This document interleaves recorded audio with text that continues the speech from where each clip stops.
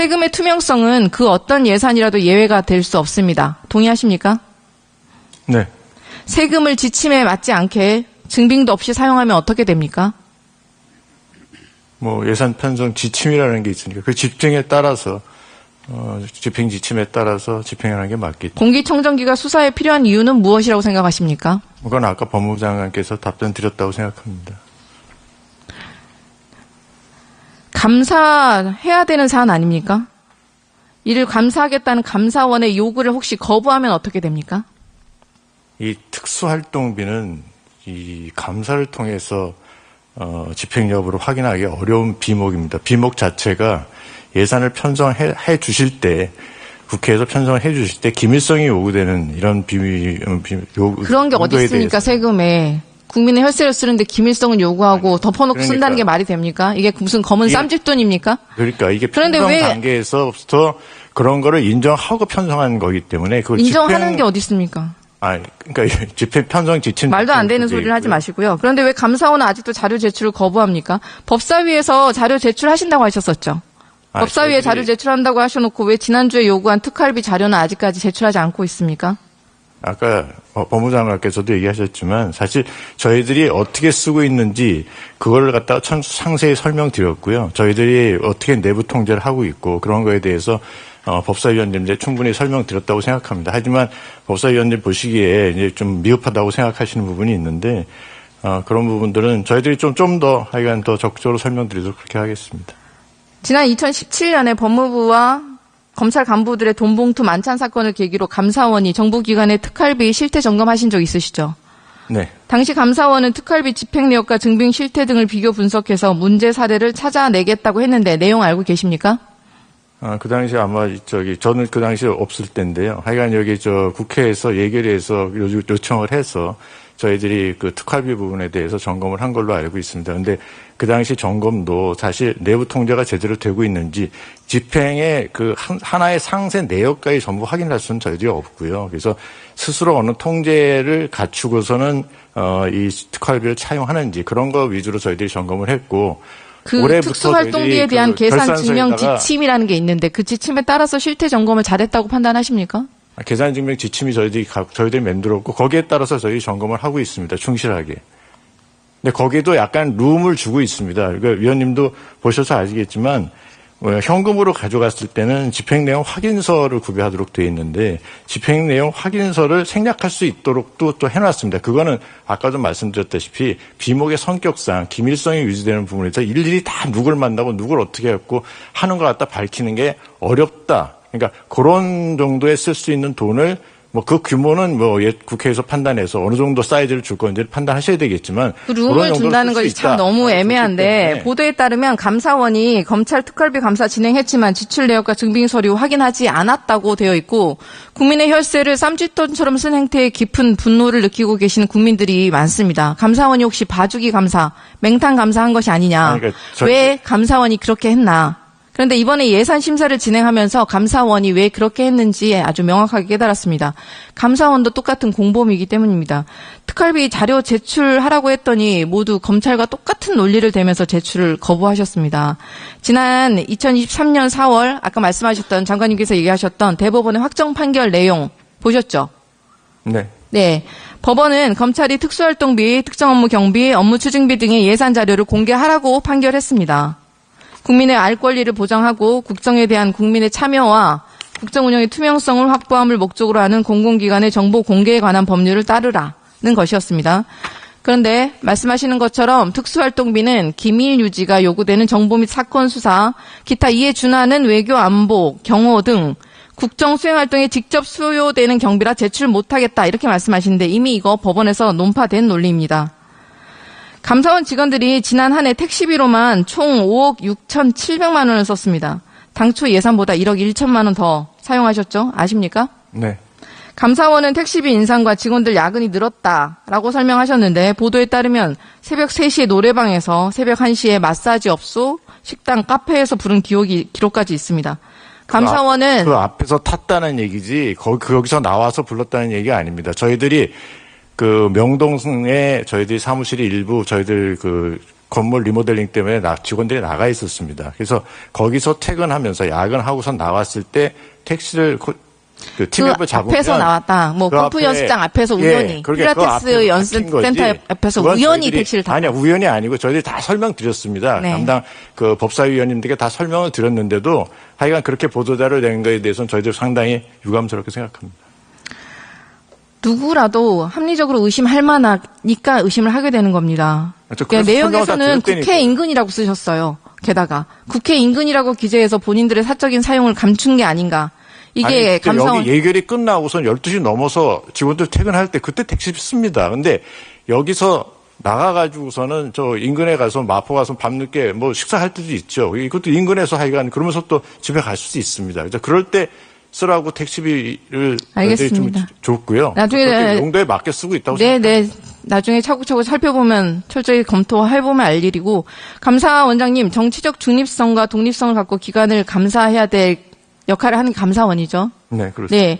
그런데 윤석열 정권의 맹목적 충성을 다하고 국민 혈세를 본인들 주머니처럼 쌈짓돈처럼 써고 검찰은 명품백 수수 주가 조작에 무혐의 처분을 하고 감사원은 용산 대통령실 이전 관련 감사에서 면죄부를 주고 김건희 여사를 방탄하더니 혹시 서로 동지애가 생기신 건지 짬짬이로 봐주는 건지 암묵적 협약이라도 하셨습니까?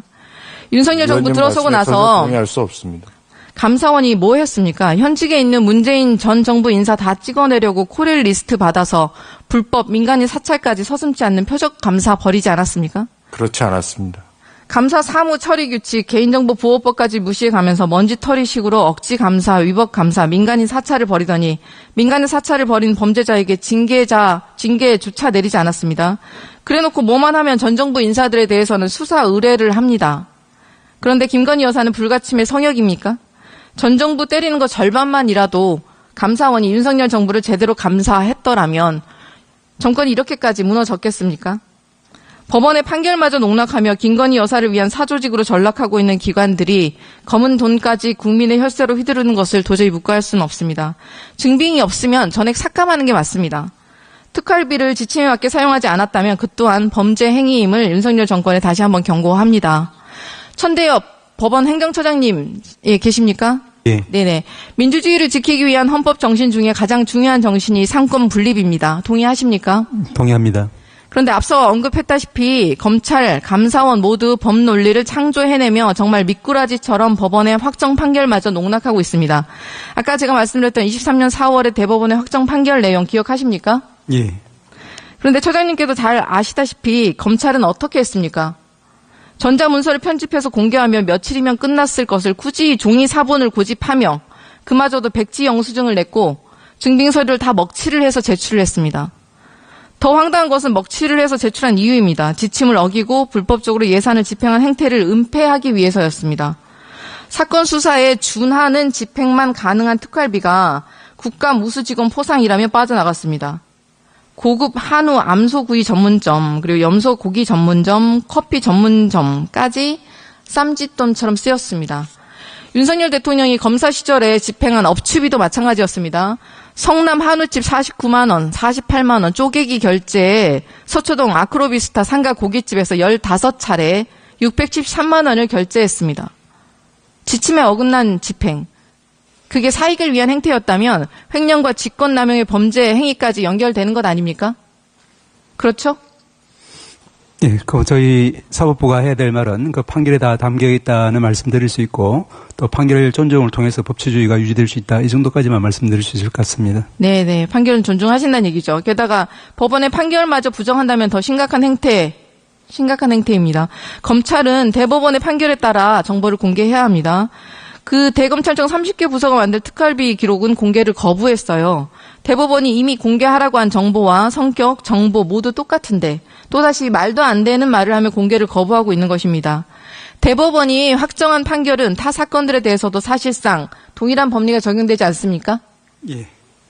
특활비 공개하라고 판결을 했는데 자료를 고의로 은폐하면 검찰이 법원의 판결을 사실상 완전히 무시하고 있는 거 아닙니까? 그렇죠? 의원님 잘 아시겠지만 사건마다 다 맥락이 다 있을 테니까 기본적인 이제 원리라든지 법리라든지 하는 것은 저희 판례를 통해서 밝힌 바가 있고 각 사건에 있어서 어떻게 그것을 포섭하고 적용할 것인지 하는 것은 그 사건의 여러 가지 기록을 다 봐야지 구체적인. 건건이 다르게 적용할 수 있다.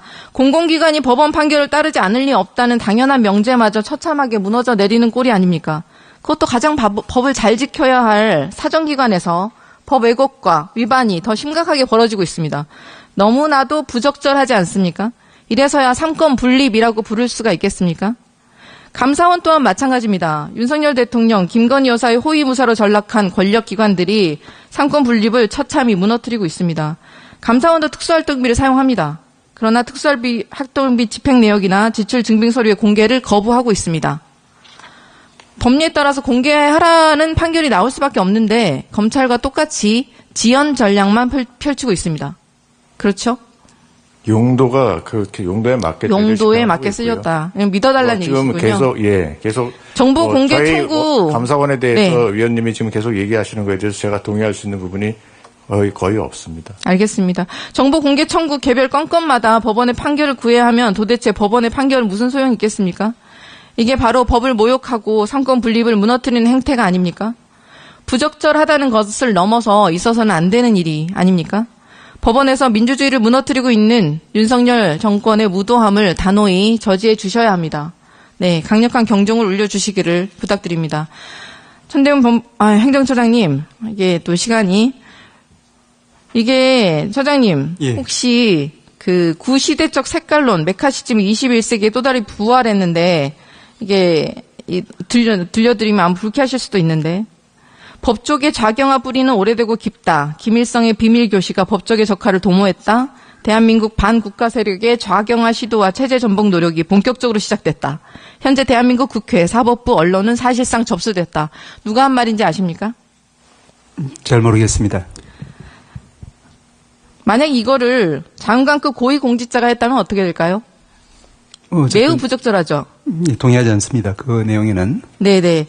최근 법원에서 방통위의 입법 취지를 완전히 몰각한 2인 체제 의결에 대한 불법성을 지적하고 공영방송 이사 선임 집행정지 가처분 신청을 받아들이자 국민의 혈세로 1억 4천만의 녹을 받는 이진숙 방통위원장이 본인 SNS에 직접 공유한 글이에요.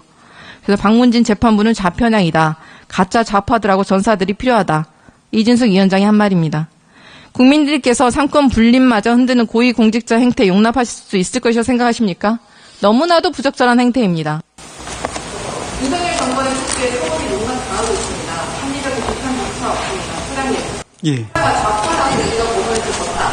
여기 어디에 법리가 있고 합리적인 문제가 소장님 사법부로 단호하게 문제들이 해야 되지 않겠습니까?